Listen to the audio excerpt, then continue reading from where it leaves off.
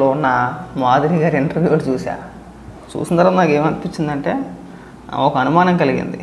నిజంగా దువ్వాడ శ్రీనివాస్కి ఈవిడి నిజమైన భార్య లేదంటే వాణి గారు అనే సందేహం కలిగింది. మాట్లాడుతూ ఒక పక్కన ఏడ్చేస్తున్నారు. ఏడుస్తే ఏమంటారంటే నన్ను బజారుకి ఇడ్చింది ఎవరో, ఇప్పుడు అడి తిప్పి తప్పంతా కూడా వాణి గారిది అంటున్నారు. ఒకసారి ఆవిడ ఏం మాట్లాడుతుందో వినిపిస్తాను చూడండి.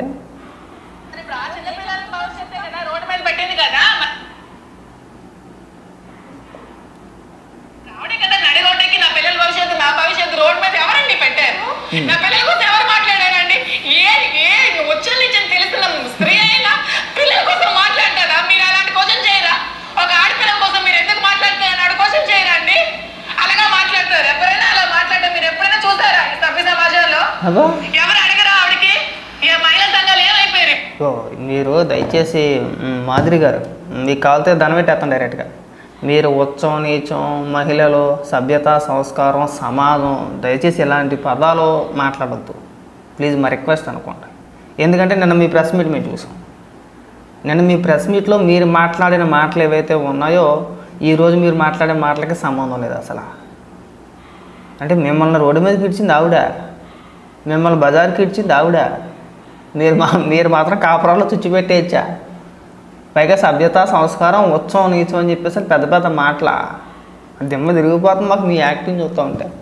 నేను మీ సోషల్ మీడియాలో మీ రీల్స్ ట్రోల్ అవుతుంటే చూసా. సరే రీల్స్ వరకే అనుకున్నాను, మీ యాక్టింగ్ కూడా మీరు బ్రహ్మాండంగా చేస్తున్నారు, బ్రహ్మాండంగా నటిస్తున్నారు బాగా. పైగా ఏమంటారంటే ఈవిడికి వాణి గారికి క్షమాపణ చెప్పాలంట. ఆవిడ క్షమాపణ చెప్తే ఈవిడ ఆస్ట్రేలియా వెళ్ళిపోద్దంట.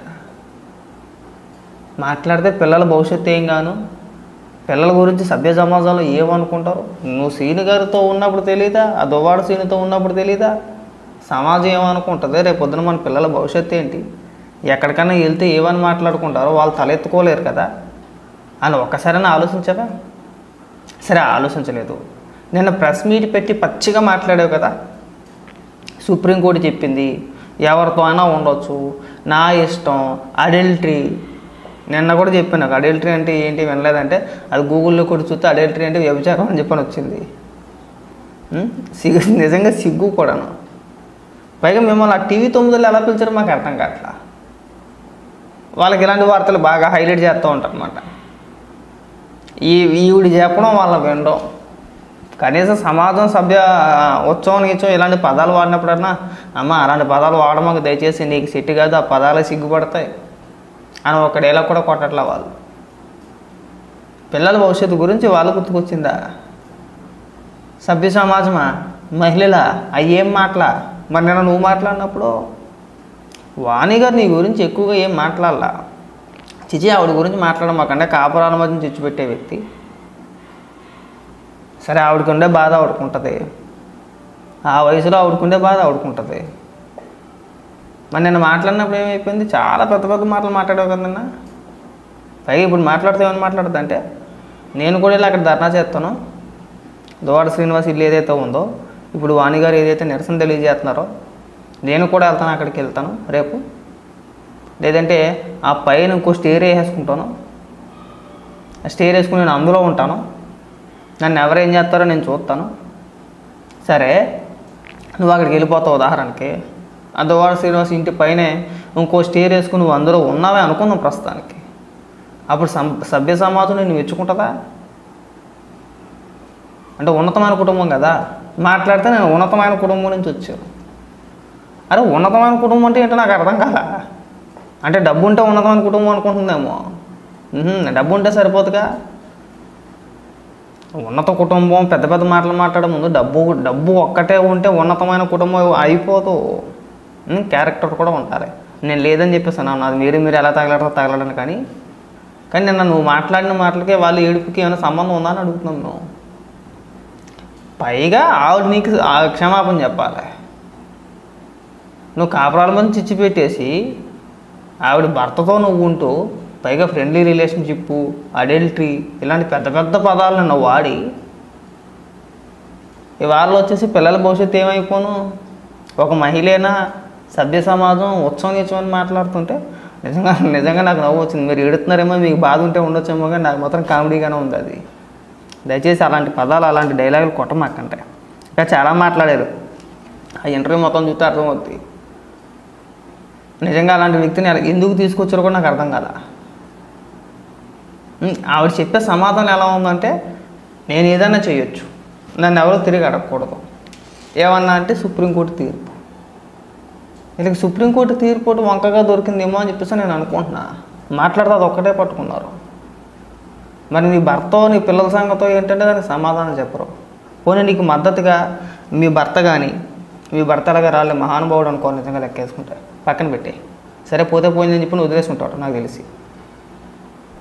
నీ కుటుంబ సభ్యులు అన్నావు కదా, ఉన్నతమైన కుటుంబ సభ్యులు అన్నావు కదా, మీ అమ్మగారో మీ నాన్నగారో లేదంటే మీ అన్నదమ్ములు ఎవరైనా ఉంటే, లేదంటే నీ తోబుట్టులు ఎవరైనా ఉంటే, ఎవరైనా ఒక్కరైనా సరే నీకు మద్దతుగా మాట్లాడతారా ఈ విషయంలో?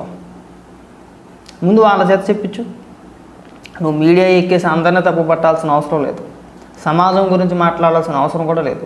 సమాజం ఏమనుకుంటుందో అనే అనుమానం కూడా నీకు వద్దు. జస్ట్ ఉన్నతమైన కుటుంబం కాబట్టి నీ కుటుంబ సభ్యులు ఎవరైతే ఉన్నారో వాళ్ళతో మాట్లాడి అర్థమైపోద్ది. నీ తల్లిదండ్రులు కావచ్చు, నీ అన్నదమ్ములు కావచ్చు, నీ తోబుట్టులు ఎవరైనా సరే, నీ అక్కలో లేదంటే మీ చెల్లెల్లో,